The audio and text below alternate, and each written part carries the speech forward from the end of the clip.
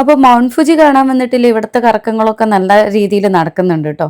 അപ്പോൾ ഞങ്ങൾ കേബിൾ കാറിൽ പോയിട്ട് ഇനി പോകാനില്ല, നമുക്ക് ലേക്കിലാണ്. അപ്പോൾ അതിൻ്റെ മുന്നായിട്ട് ഞാനിവിടെ കുക്കീസിൻ്റെ ഒരു ഔട്ട്ലെറ്റ് കണ്ടിരുന്നേ. അപ്പോൾ അവിടെ പോയിട്ട് 2 കുക്കീസ് വാങ്ങാമെന്ന് വിചാരിച്ചിട്ട് പോയത്. നല്ല സ്മെല്ലായിരുന്നു, പോകുമ്പോഴേ സ്മെല്ലുണ്ടായിരുന്നു. അപ്പോൾ തിരിച്ചിറങ്ങണ വഴിക്ക് കയറാമെന്ന് വിചാരിച്ചു. കയറിയപ്പോഴേ കുഞ്ഞു ഷോപ്പാണ്, പക്ഷെ ഒരുപാട് ആൾക്കാരുണ്ട്. ഇവിടെയൊക്കെ കണ്ടില്ലേ, ഈ ബോക്സസ് ഒക്കെ മൗണ്ട് ഫുജീൻ്റെ ഷേപ്പിലാക്കിയിട്ട് വെച്ചതാട്ടോ. ഈവൻ കുക്കീസ് പോലും മൗണ്ട് ഫുജീൻ്റെ ഷേപ്പിലാണ്. ചിലതിൽ ആ സ്നോയോട് കൂടിയിട്ടുള്ളതും കൂടെ ഉണ്ട് കേട്ടോ. അപ്പം അതൊക്കെ തന്നെ കാണാൻ തന്നെ നല്ല ഭംഗിയുണ്ടായിരുന്നു. ഓരോ ബോക്സായിട്ട് വെച്ചിട്ടുണ്ട്. നമുക്ക് കുക്കീസ് വാങ്ങിക്കുന്നതിൻ്റെ കൂടെ തന്നെ ഒരു സോനിയർ ആയിട്ടും കൂടെ അത് എടുക്കാം. പിന്നെ ആർക്കെങ്കിലുമൊക്കെ ഗിഫ്റ്റ് കൊടുക്കണമെങ്കിലൊക്കെ നമുക്ക് ഇവിടുത്തെ ഈ കുക്കീസ് വാങ്ങിച്ചുകൊണ്ട് പോവാം കേട്ടോ. അപ്പോൾ ഇവിടെ കുക്കീസ് ടേസ്റ്റ് ചെയ്യാനും ഉണ്ടായിരുന്നു. നല്ല തിരക്കായിരുന്നു. ആകെ ഒരു കുഞ്ഞു ഔട്ട്ലെറ്റ് ഉള്ളൂ, ഫാക്ടറീൻ്റെ ബാക്കിൽ തന്നെ കേട്ടോ. ഫാക്ടറിക്കൊന്നും എൻട്രൻസ് ഒന്നുമില്ല. അപ്പോൾ ഇവിടെ കുറേ ആൾക്കാരുണ്ട്, തിക്കി തിരക്കി നിൽക്കുന്നുണ്ട്. അപ്പോൾ പിന്നെ അവരുടെ തിരക്കൊക്കെ കഴിഞ്ഞിട്ട് ബാക്കിൽ നിൽക്കാമെന്ന് വിചാരിച്ചു. ബാസ്ക്കറ്റ് കിട്ടാൻ തന്നെ ഉള്ള ക്യൂ ആണ് ഈ കാണുന്നത്. അപ്പോൾ അവിടെ ടേസ്റ്റ് ചെയ്യാൻ വെച്ചിട്ടുണ്ട്, ഒരു കുഞ്ഞയിൽ എടുക്കുന്നുണ്ട്. അപ്പോൾ പിന്നെ അത് കഴിഞ്ഞാൽ ഞാനും പോയി എടുത്തു കേട്ടോ. കുക്കീസൊക്കെ നല്ല ടേസ്റ്റ് ഉണ്ടായിരുന്നു കേട്ടോ, നല്ല ബട്ടറി ടേസ്റ്റ് ആയിട്ട് തന്നെ ഉണ്ടായിരുന്നു. അപ്പോൾ സാമ്പിളൊക്കെ ഞാൻ നോക്കി, പിന്നെ ഞാൻ 1-2 കൂടെ വാങ്ങിക്കാമെന്ന് വിചാരിച്ചു, ഞങ്ങൾക്ക് തന്നെ ഇരുന്ന് തിന്നാൻ വേണ്ടിയിട്ട്. അപ്പോൾ പിന്നെ ഇവിടുത്തെ ക്യൂ ആണ് കണ്ടില്ല, അവിടെ നിന്ന് ഒന്ന് കിട്ടാൻ തന്നെ നല്ല ടൈം എടുക്കും.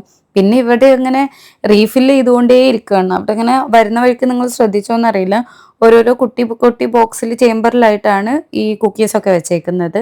എന്നാലും അത് ഇങ്ങനെ ഓരോരുത്തർ എടുക്കുന്നതിനനുസരിച്ച് ഇടയ്ക്കിടയ്ക്ക് റീപ്ലേസ് ചെയ്യുന്നുണ്ട്. മാച്ചൊന്നും എടുക്കല്ലേ?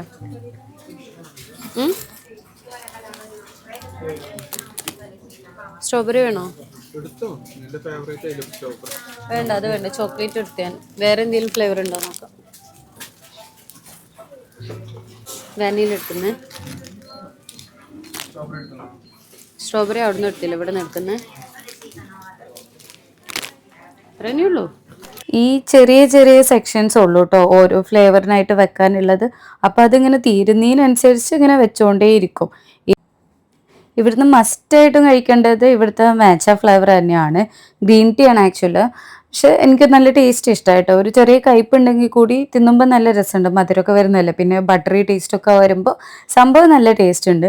ഞാനിവിടുന്ന് മാച്ച അങ്ങനെ തന്നെ ഡ്രിങ്ക് ആയിട്ട് കുടിച്ചിട്ടില്ല, പക്ഷെ ഇങ്ങനെയുള്ള സാധനങ്ങളൊക്കെ തിന്നുമ്പോൾ എനിക്ക് ഭയങ്കര ഇഷ്ടമായിട്ടോ.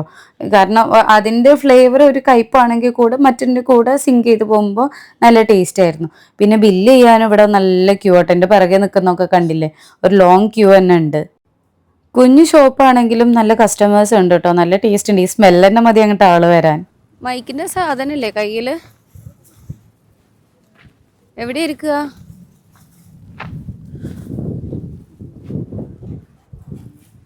മൗണ്ട് ഫുജി ഇല്ല. സംഭവം ഇനി അടുത്തതായിട്ട് നമുക്ക് റൈഡിന് പോകാനുള്ള ബാക്കിൽ കാണുന്ന ഈ ലേക്ക് കാണട്ടോ. അപ്പം അതിൻ്റെ മുന്നേ ഇപ്പോൾ വാങ്ങിച്ച കുക്കീസൊക്കെ തിന്നാതെ പോയാൽ എനിക്ക് വിഷമാവൂലേ, എൻ്റെ സ്മെല്ലും കൊണ്ട് നടക്കാനൊന്നും എന്നെ കൊണ്ട് പറ്റൂല. അപ്പം അത് തിന്നാനുള്ള പരിപാടി നോക്കുക കേട്ടോ. ഞാനൊരു 3-4 കുക്കീസ് വാങ്ങിയിട്ടുണ്ട്, ഒരു 5 ഫ്ലേവറിലാണ് വാങ്ങിയിരിക്കണേ. ടേസ്റ്റ് ചെയ്ത് നോക്കാം 1 by 1. ഫസ്റ്റത്തെ ചോക്ലേറ്റും പിന്നെ വൈറ്റ് ചോക്ലേറ്റും ഉള്ളത്.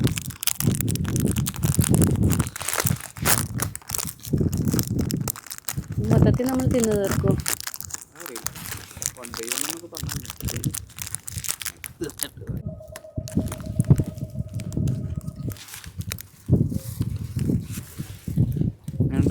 നല്ല ബട്ടറി ടേസ്റ്റ്.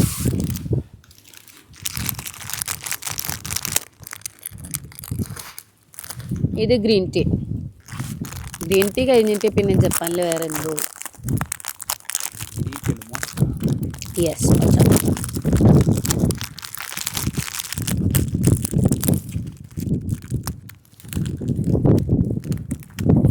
ഇന്നൊക്കെ ടേസ്റ്റ് ചെയ്തതാണ്, ഇപ്പോഴും ഇഷ്ടമായത്.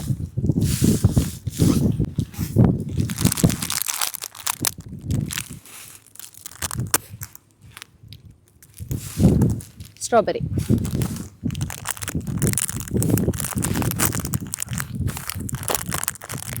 എല്ലാം ഓൾമോസ്റ്റ് സിമിലർ ടേസ്റ്റ്.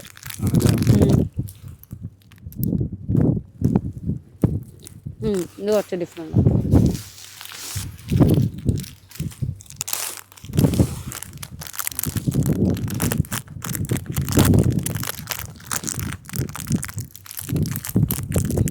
ഇത് വാനില പ്ലസ് വൈറ്റ് ചോക്ലേറ്റ്.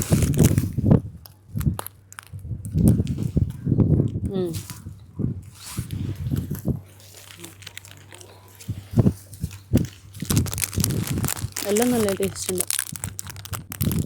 പക്ഷെ ചോക്ലേറ്റ് വന്നത് ഇഷ്ടമായി കുറച്ചുകൂടെ. ചോക്ലേറ്റ് ഫസ്റ്റ് വന്നത്.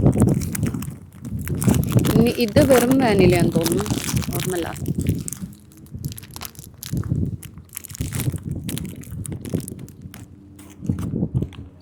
വെറും വാനില.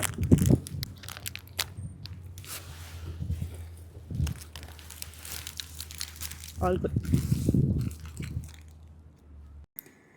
ഞങ്ങളത് ടേസ്റ്റ് ചെയ്യുന്നതിൻ്റെ സമയം കൊണ്ട് ബാക്കിൽ ബോട്ട് വന്ന് അതിലെല്ലാം ഫസ്റ്റ് ട്രിപ്പിലുള്ള ആൾക്കാരൊക്കെ തിരിച്ചു വന്നിട്ടുണ്ട് കേട്ടോ. അപ്പോൾ അടുത്ത റൗണ്ടിലേക്ക് ആൾക്കാർ കയറാനും തുടങ്ങി. പിന്നെ അധികം നിന്നാൽ അതും മിസ്സായി വെറുതെ സമയം വേസ്റ്റ് ആക്കണ്ടല്ലോ എന്ന് വിചാരിച്ചിട്ട് ഞാൻ ഓടുക കേട്ടോ. ബാക്കിൽ ശാലു വരുന്നുണ്ടോ എന്നും കൂടെ നോക്കുന്നില്ല, ഞാനങ്ങനെ പോകുന്നുണ്ട്. കാരണം ഇനി അതെങ്ങാനും മിസ്സായി കയറാതിരിക്കണ്ടല്ലോ എന്ന് വിചാരിച്ചിട്ടാണ്. കാരണം അത് അത്യാവശ്യം നല്ല സമയം എടുക്കുന്നുണ്ട്. ഒരു 3/4 മണിക്കൂറോളം ഉള്ള റൈഡാണ്. അപ്പം അത് കഴിഞ്ഞ് തിരിച്ചു വരുമ്പോഴേക്കും ഞങ്ങൾക്ക് 1 മണിക്കൂർ ജസ്റ്റ് വേസ്റ്റ് ആവില്ല. ഞങ്ങൾക്ക് ഇന്ന് തന്നെ തിരിച്ച് ടോക്കിയോയിൽ പോവുകയും വേണം. അപ്പം ഞാനാണെങ്കിൽ ഒരുവിധം ക്ഷീണിച്ചിട്ടുണ്ട്. ടോക്കിയോയിൽ എത്തിയാൽ ഒന്ന് ഉറങ്ങാമെന്ന് വിചാരിച്ചിട്ടാണ് നിൽക്കുന്നത്. അപ്പം നമ്മൾ താഴെ നിന്ന് എടുത്ത പാസ് ഇവിടെ കാണിച്ചു കൊടുത്തു കേട്ടോ. ഇവിടെ കാണിച്ചു കൊടുത്തപ്പോൾ അത് തന്നെ മതി, ഇനി എക്സ്ചേഞ്ച് ചെയ്യേണ്ടെന്ന് പറഞ്ഞിട്ട് നമ്മളോട് ക്യൂവിൽ നിൽക്കാൻ പറഞ്ഞു. ക്യൂവിൽ നിന്ന് കുറച്ച് കഴിഞ്ഞപ്പോൾ തന്നെ അവർ കയറ്റി വിടുന്നുണ്ട് കേട്ടോ. അധികം ഡിലേ ഒന്നും ഉണ്ടായിരുന്നില്ല. മറ്റുള്ളവർ പെട്ടെന്ന് തന്നെ ഇറങ്ങിപ്പോയിട്ടുണ്ട്. അപ്പം ഞങ്ങളും അതിൻ്റെ കൂടെ ബാക്കിൽ കയറിപ്പോയി കേട്ടോ. ഇതിപ്പോൾ ഏകദേശം ഉച്ച സമയമായിട്ടുണ്ട് കേട്ടോ. അതുകൊണ്ട് നല്ല വെയിലായിട്ട് വരുന്നുണ്ട്, ചൂടായി തുടങ്ങുന്നുണ്ട്. എന്നാലും തണുപ്പുണ്ട്, എന്നാൽ കുഴപ്പമില്ലാത്ത രീതിയിൽ ചൂട് വന്ന് സമാധാനം കിട്ടി തുടങ്ങിയിട്ടുണ്ട് കേട്ടോ. അപ്പോൾ അതെ, ഒരു ഭാഗത്തു കൂടെ ഈ റൈഡ് കഴിഞ്ഞ് ഇറങ്ങുന്നവർ പോകുന്നുണ്ട്, ബാക്കി മറ്റേ സൈഡിൽ കൂടെ നമ്മൾ വെയിറ്റ് ചെയ്യുന്നുണ്ട്. കുറച്ച് ആൾക്കാരായിട്ട് കയറുന്നുണ്ട് കേട്ടോ. അപ്പോൾ ചുറ്റും നോക്കിയാൽ നല്ല ഭംഗിയുണ്ട് കാണാൻ. ഇതിൻ്റെ ഹൈലൈറ്റ് എന്താണെന്ന് വെച്ചാൽ നമുക്ക് ത്രൂ ഔട്ട് ഇങ്ങനെ മൗണ്ട് ഫുജി നോക്കി അങ്ങനെ ഇരിക്കുക. ഇവിടെ ഈ ഒരു ലാൻഡ്സ്കേപ്പിൻ്റെ പ്രത്യേകതയാണെന്ന് തോന്നുന്നു കേട്ടോ. ഭയങ്കര താഴെ കൂടിയാണ്, ഈ മൗണ്ടെയിൻ മാത്രമേ ഉള്ളൂ കുറച്ച് പൊക്കത്തിലുള്ളത്. അപ്പോൾ അതുകൊണ്ട് എന്താ വെച്ചാൽ നമുക്കിങ്ങനെ കാണാൻ തന്നെ ഭയങ്കര ഭംഗിയായിട്ട് തോന്നും. ജപ്പാനിലെ ഏറ്റവും ഉയരം കൂടിയ പർവ്വതം ഇതാണ് കേട്ടോ. അപ്പോൾ അതാണ് നമ്മൾ കാണാൻ വന്നത്. അതുകൊണ്ട് തന്നെ ഇത് ആക്ച്വലി യുനെസ്കോ പ്രൊട്ടക്റ്റഡ് ഏരിയ ആണ് കേട്ടോ. ഇത് ഇപ്പം ഇങ്ങനെ മഞ്ഞ് മൂടിയിരിക്കുന്നൊന്നും കാര്യമല്ല കേട്ടോ. ആക്ച്വലി ഇതൊരു വോൾഗാനായിരുന്നു. പക്ഷേ ഈ അടുത്തൊന്നും പൊട്ടിയിട്ടില്ല. 18th സെഞ്ചുറിയിലെങ്ങാണ്ടാണ് ലാസ്റ്റായി പൊട്ടിയത്. സത്യം പറഞ്ഞാൽ ഇവിടെ എല്ലാവരും, പിന്നെ നമ്മൾ വീഡിയോസൊക്കെ കണ്ടപ്പോൾ എല്ലാവരും പറഞ്ഞത് ഇവിടെ സൺറൈസ് കാണാനാണ് എല്ലാവരും തിരക്കുന്നത് കേട്ടോ. അതുകൊണ്ട് തന്നെ ഇങ്ങോട്ടേക്ക് രാത്രി ബസ്സുകളാണ് കൂടുതലുള്ളത്. ഞങ്ങൾ പകൽ, അതായത് ഡേ ടൈമിൽ മോർണിംഗിലാണ് ഇങ്ങോട്ടേക്ക് യാത്ര തിരിച്ചത് തന്നെ. അപ്പം ഞങ്ങൾ എത്തിയപ്പോഴേക്കും കുറച്ച് ലേറ്റ് ആയിട്ടും ഉണ്ട്. ഒരു 10-11 മണിയാകുമ്പോഴാണ് ഞങ്ങൾ എത്തിയെന്ന് തോന്നുന്നു, കറക്റ്റായിട്ട് ഓർക്കുന്നില്ല. പക്ഷേ ഇവിടെ എല്ലാവരും വരുന്നത് സൺറൈസ് കാണാനാണ്. എല്ലാവരും വിശേഷിപ്പിക്കുന്നതും സൺറൈസ് ആണ് ഏറ്റവും ബെറ്റർ ആയിട്ടുള്ളതെന്ന്. കാരണം അവിടെ നിന്ന് ഇങ്ങനെ വീഡിയോസിലൊക്കെ കാണുമ്പോൾ ഈ മൗണ്ട് ഫുജീൻ്റെ സൈഡിൽ കൂടെ ഇങ്ങനെ വരുമ്പോൾ അത് കാണാൻ തന്നെ ഭംഗിയാണ് എല്ലാവർക്കും. അപ്പോൾ അതാണ് ഏറ്റവും പറ്റിയ ടൈം എന്നാണ് എല്ലാവരും പറഞ്ഞത്. ഇനിയിപ്പം ഞങ്ങൾക്ക് അവിടെ രാവിലെ എത്താൻ പറ്റില്ലല്ലോ, ഒരു ദിവസം കൂടെയൊക്കെ നിൽക്കായിരുന്നു. എന്നാലും ഇവിടുത്തെ തണുപ്പ് തീരെ സഹിക്കുന്നില്ല, എങ്ങനെയും തിരിച്ചു പോയാൽ മതിയായിരുന്നു. ഇതിന് മുകളിൽ ആക്ച്വലി കയറാനൊക്കെ പറ്റും കേട്ടോ. പക്ഷേ സമ്മറിലേ കയറുള്ളൂ, ഒരു ജൂലൈ സെപ്റ്റംബർ മാസങ്ങളിലൊക്കെ കയറുള്ളൂ. ഇപ്പോൾ വിൻ്റർ ആയ കാരണം മഞ്ഞ് തടഞ്ഞിട്ട് ഇങ്ങോട്ട് തന്നെ വഴുക്കി വീഴേണ്ട അവസ്ഥയാണ്. അപ്പോൾ ഇപ്പോഴൊന്നും കയറ്റി വിടൂല കേട്ടോ.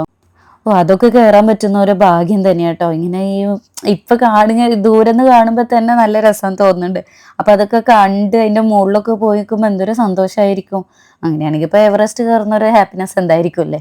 അതൊക്കെ കാണാനും കയറാനൊക്കെ പറ്റുമോ എന്തോ. ഇവിടം വരെ വരാൻ തന്നെ വയ്യ, എനിക്ക് തണുത്തിട്ട് താഴെ ഇറങ്ങിയാൽ മതി എന്നുള്ള അവസ്ഥയാണ്. ഇവിടെ ഈ റീജിയൻ തന്നെ ഭയങ്കര സൈലൻസ് ആട്ടോ. ഇത്ര ആൾക്കാർ ഇവിടെ വന്ന് പോകേണ്ടതൊന്നുമില്ലൊന്നും ഒരു വിഷയമേ അല്ല, ഭയങ്കര സൈലൻസ് ആണ്. ഇതിലിങ്ങനെ എല്ലാവരും വരുന്നു പോകുന്നു എന്നൊക്കെ തന്നെയുള്ളൂ. എന്നാലും ഇത്ര ആളുകൾ ഇവിടെ ഉണ്ട് എന്നോ അങ്ങനത്തെ ഒന്നും ഫീൽ ചെയ്യില്ല നമുക്ക്. മേ ബി ജപ്പാൻ ആയതുകൊണ്ടായിരിക്കും എല്ലാവരും. അതും ജപ്പാനിൽ അങ്ങനെ പൊതുവെ അലമ്പൊന്നും ഞാൻ കണ്ടില്ല. അപ്പോൾ ഇവിടെ വരുന്ന ടൂറിസ്റ്റുകളും അങ്ങനെ തന്നെ മെയിൻറ്റെയിൻ ചെയ്ത് മെല്ലെ സംസാരിക്കുന്നതുകൊണ്ടാണോ എന്നറിയില്ല. സാധാരണ എന്തെങ്കിലും ഒരു ടൂറിസ്റ്റ് സ്പോട്ടൊക്കെ ആണെങ്കിൽ അവിടെ ആകെ ബഹളമായിരിക്കും അല്ലേ. മൊത്തത്തിൽ ഇവിടെയൊക്കെ ഒരു കാമായിട്ടുള്ളൊരു സ്ഥലം കേട്ടോ. ചെറി ബ്ലോസം സമയത്തൊക്കെ ഇവിടെ വരാൻ പറ്റുന്നത് നല്ലതായിരിക്കും. പിന്നെ എല്ലാ സീസണിലും നമുക്ക് ഇങ്ങനെ കഷ്ടപ്പെട്ട് പോകാൻ പറ്റൂലല്ലോ. വിസ കിട്ടുന്നതൊക്കെ തന്നെ വലിയ പാടാണ്. ഇതിപ്പോ എനിക്ക് ഓൾറെഡി ജപ്പാന്റെ സൈഡിൽ നിന്ന് ഇൻവിറ്റേഷൻ ഉള്ളതുകൊണ്ട് എനിക്ക് പോകാൻ പറ്റി. പക്ഷെ ശാലുവിന്റെ വിസ കിട്ടാൻ ആക്ച്വലി അപ്ലൈ ചെയ്തിട്ട് 1 വീക്ക് എന്തോ സമയം എടുത്ത്. ഞാൻ പോയിട്ടാണ് ആക്ച്വലി ശാലുവിന് വിസ കിട്ടി. ആ വീഡിയോ ഒക്കെ എല്ലാവരും കണ്ടു എന്ന് വിചാരിക്കുന്നു. ഇത് കാണാൻ വേണ്ടിയിട്ടാണല്ലോ എല്ലാവരും ഇപ്പോൾ ഈ ജപ്പാൻ വിസിറ്റ് ചെയ്യുന്ന എല്ലാവരും വരുന്നുണ്ട്. അതൊക്കെ കാരണം ടോക്കിയോ എന്നൊക്കെ ഇങ്ങോട്ട് നല്ല ദൂരമുണ്ട്, ഫ്ലൈറ്റ് എടുത്ത് വരണം. അല്ലെങ്കിൽ ഇപ്പം ബുള്ളറ്റ് ട്രെയിൻ ആണെങ്കിലും അതും അത്യാവശ്യം എക്സ്പെൻസീവ് ആണ്. പിന്നെ ഞങ്ങൾ അന്നന്ന് ടിക്കറ്റ് നോക്കുന്ന കാരണം എല്ലാം ഭയങ്കര എക്സ്പെൻസീവ് ആയിരുന്നു. ശരിക്കും അതിൻ്റെ ഒന്നും ആവശ്യമില്ല കേട്ടോ, ലോക്കൽ ട്രെയിനിലും കയറി വരാം. ഇവിടുത്തെ ലോക്കൽ ട്രെയിൻ എന്ന് പറയുന്നത് അത്ര ലോക്കലൊന്നും അല്ല. ഇപ്പം ഞങ്ങൾ കയറിയ ട്രെയിനൊക്കെ നിങ്ങൾ കണ്ടിട്ടുണ്ടാവും, നല്ല ട്രെയിനുകളായിരുന്നു. പിന്നെ അങ്ങനെ ഫുള്ളായിട്ട് ബുക്കിംഗ് ആയി പോകുന്നൊന്നുമില്ല. അതിലിങ്ങനെ കളറുകളൊക്കെ ഉണ്ടാവും. ഗ്രീൻ ആണെന്നുണ്ടെങ്കിൽ ആ സീറ്റ് ബുക്ക്ഡ് ആയിരിക്കും, അപ്പം നമുക്ക് അതിലിരിക്കാൻ പറ്റൂല. റെഡ് കളറിലെ സീറ്റിലൊക്കെ നമുക്ക് ഇരിക്കാം. നമുക്ക് ടിക്കറ്റ് ഉണ്ടെങ്കിൽ മാത്രമേ, അതായത് സീറ്റ് ഉണ്ടെങ്കിൽ മാത്രമേ ടിക്കറ്റ് നമുക്ക് തരുള്ളൂ കേട്ടോ. അപ്പോൾ അങ്ങനത്തെ ഒരു പേടിയൊന്നും വേണ്ട. പിന്നെ ചീപ്പസ്റ്റും ആണ്. ഞാൻ നോക്കുമ്പോൾ ഫ്ലൈറ്റ് ടിക്കറ്റും അതുപോലെ തന്നെ ബുള്ളറ്റ് ട്രെയിനൊക്കെ ഭയങ്കര കോസ്റ്റ്ലി ആയിട്ടാണ് തോന്നിയത്. ഇങ്ങനെ വന്നപ്പോഴാണ് കുറച്ചും കൂടെ ലാഭമായിട്ട് തോന്നിയത്. മുകളിൽ നിന്ന് കണ്ടതൊക്കെ മതിയായിട്ട് ഞങ്ങൾ പിന്നെ താഴേക്ക് ഇറങ്ങിട്ടോ. താഴെ വന്നപ്പോൾ ആൾക്കാരുടെ എണ്ണമൊക്കെ കുറവാണ്. മുകളിലാണെങ്കിൽ എല്ലാവരും തിക്കി തിരക്കി ഫോട്ടോ എടുക്കലൊക്കെ ആയിരുന്നു. അപ്പോൾ താഴെ കുറച്ച് നേരമൊക്കെ ചുറ്റി കറങ്ങി വീണ്ടും മുകളിലേക്ക് തന്നെ പോയിട്ടോ. കാരണം മുകളിൽ ആദ്യം കയറിയപ്പോൾ എല്ലാവർക്കും ഫോട്ടോ എടുക്കണ തിക്കും തിരക്കുമായിരുന്നു. എല്ലാവരും അവിടെ ഇരുന്ന് ഇപ്പോൾ ഒക്കെ കുറച്ച് അങ്ങോട്ടും ഇങ്ങോട്ടും നീങ്ങുന്നുണ്ട്, താഴേക്ക് ഇറങ്ങി പോകുന്നൊക്കെ ഉണ്ട് കേട്ടോ. എന്നാലും നമുക്ക് മുകളിൽ ഇരിക്കുമ്പോൾ ഒരു കാറ്റ് കിട്ടുമ്പോൾ ഒരു സമാധാനം ഉണ്ട്. താഴെ പിന്നെ ഭയങ്കര കാമായിട്ട് എല്ലാവരും ഇരിക്കുന്നത്. ആരോടൊന്നും മിണ്ടാനും പറയാനോ ഒന്നും ഇല്ലാത്തതുകൊണ്ടായിരിക്കും. കണ്ടില്ല എന്ത് ഭംഗിയാ, നോക്കിയാൽ ദൂരെ നോക്കിയാലും അടുത്തുനിന്ന് നോക്കിയാലും കാണാൻ എന്ത് ഭംഗിയായിട്ട്. ഐസ്ക്രീം നിൽക്കുന്ന പോലെ ഉണ്ട്, ഇങ്ങനെ ഐസ്ക്രീം ഇങ്ങനെ ഒലിച്ചിറങ്ങുന്ന പോലെ ഉണ്ട്. കണ്ടില്ല, കുറച്ച് ചൂടൊക്കെ വന്ന് തുടങ്ങി. ഞാൻ ജാക്കറ്റൊക്കെ ഊരി കൈ പിടിച്ചിന് പിന്നെ ഇറങ്ങിട്ടോ. ഇത്രയൊക്കെയുള്ളൂ നമ്മളെ റൈഡ്. അത്യാവശ്യം നല്ല ടൈം എടുത്തിട്ടുണ്ട്. പിന്നെ നല്ല സ്പീഡിൽ പോയാലും ഇത് മൂവ് ചെയ്യുന്ന പോലെ ഒന്നും തോന്നൂല. പിന്നെ ഇവിടുത്തെ ലാൻഡ്സ്കേപ്പ് ഭയങ്കര താഴ്ന്നായത് കാരണം എവിടെ നോക്കിയാലും ഒരേ വ്യൂ ഉള്ളൂ. അതുകൊണ്ട് ഞാൻ അധികം ഒന്നും ഇൻക്ലൂഡ് ചെയ്തിട്ടില്ല. അപ്പം ഞങ്ങൾ ബോട്ടിൽ നിന്നൊക്കെ ഇറങ്ങി പോന്നു കേട്ടോ. ഇനി അധികം കറങ്ങാനൊന്നുമില്ല, പെട്ടെന്ന് തിരിച്ചു പോകാന്നുള്ള പ്ലാനാണ്. എന്തെങ്കിലും കഴിക്കണം, അത് കഴിഞ്ഞിട്ട് പോകണമെന്ന് കേട്ടോ. അത് ഇത്രയും പേര് അതിൻ്റെ ഉള്ളിൽ നിന്ന് ഇറങ്ങുന്നുണ്ട്.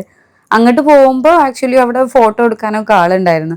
നമ്മൾ വിചാരിച്ച് തിരിച്ചിറങ്ങുമ്പോൾ എടുക്കാൻ, തിരിച്ചിറങ്ങുമ്പോൾ അവിടെ ആരുമില്ല. അപ്പോൾ പിന്നെ ഫോട്ടോ ഒന്നും എടുക്കണ്ടെന്ന് വിചാരിച്ച് പോകുന്നു. ഞങ്ങൾ രണ്ടുപേരും ആയതുകൊണ്ട് അധികം നല്ല ഫോട്ടോസ് ഒന്നും കിട്ടിയിട്ടില്ല. പിന്നെ ഈ സ്റ്റാൻഡൊക്കെ വെച്ച് അങ്ങനെയൊക്കെ വേണം എടുക്കാൻ.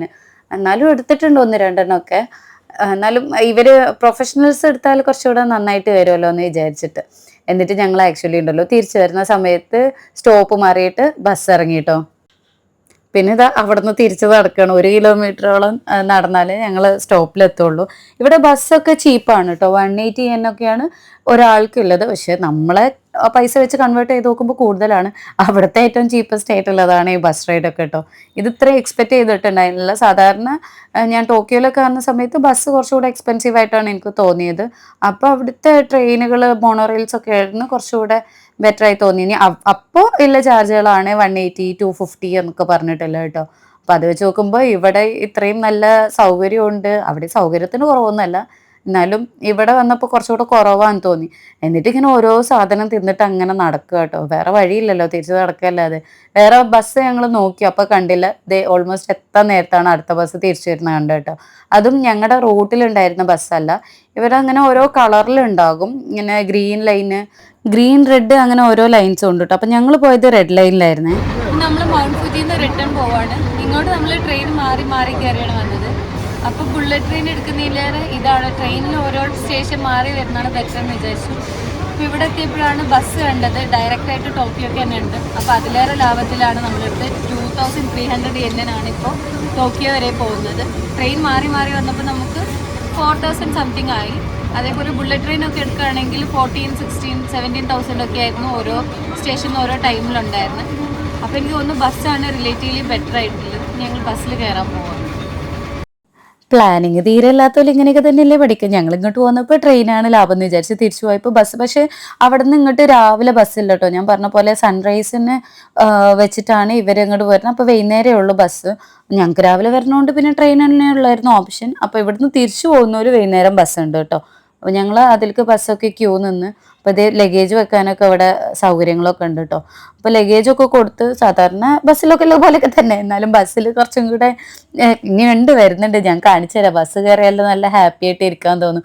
അങ്ങ് എത്തുന്നത് അറിയേയില്ല കേട്ടോ. ഞാൻ കയറി കഴിഞ്ഞാൽ സുഖമായിട്ട് ഉറങ്ങുകയൊക്കെ ചെയ്തു. 1-2 സാധനങ്ങളൊക്കെ സ്നാക്സൊക്കെ വാങ്ങിയതൊക്കെ തിന്നു. അത് കഴിഞ്ഞാൽ നല്ല ഉറക്കമായിരുന്നു. ബസ്സിലൊക്കെ നല്ല സൗകര്യം കേട്ടോ. ബസ്സൊക്കെ ഫുൾ ഫ്രീ ആയിരുന്നു ഓൾമോസ്റ്റ്. ഇതിലൊരു കാര്യം ഞാൻ കാണിച്ചു തരാം. ബസ്സിൽ തന്നെ ടോയ്ലറ്റ് ഉണ്ട് കേട്ടോ. നല്ല സൗകര്യമുള്ള ടോയ്ലറ്റാണ്. അത് ഞാൻ ആക്ച്വലി ആദ്യമായിട്ടാണ് കയറുന്നത്. അപ്പോൾ ഇത് ഈ വീഡിയോയോട് കൂടെ നമ്മുടെ ജപ്പാൻ സീരീസ് അവസാനിക്കുകയാണ്. ജപ്പാന് പോയി തിരിച്ചു വന്നിട്ട് എൻ്റെ വീഡിയോ അപ്ലോഡ് ചെയ്യൽ തീർന്നിട്ടില്ല. അപ്പോൾ നിങ്ങൾക്കൊക്കെ ഇത് ഇഷ്ടപ്പെട്ടു എന്ന് വിചാരിക്കുന്നു. ഇനിയും ഞാൻ കൂടുതൽ വീഡിയോസൊക്കെ അപ്ലോഡ് ചെയ്യുക. ഇഷ്ടപ്പെട്ടാൽ ലൈക്ക് ചെയ്യണം, കമൻറ്റ് ചെയ്യണം, സബ്സ്ക്രൈബ് ചെയ്യണം. ഇനിയും കൂടെ ഉണ്ടാവണം. ഞാൻ ഒരുപാട് വീഡിയോസ് അപ്ലോഡ് ചെയ്യാൻ വേണ്ടിയിട്ട് ശ്രമിക്കാം. നിങ്ങൾക്ക് ഇഷ്ടപ്പെട്ടാൽ അത് പ്രത്യേകം പറയണം. ഇഷ്ടപ്പെട്ടിട്ടില്ലെങ്കിലും പറയാൻ മടിക്കണ്ട കേട്ടോ. അപ്പോൾ നിങ്ങളുടെ കമൻസൊക്കെ റിയലി വാല്യുബിൾ ഫോർ മീ. അപ്പോൾ ശരി, ബായ്. ഇനി അടുത്ത വീഡിയോസിലൊക്കെ കാണാം കേട്ടോ.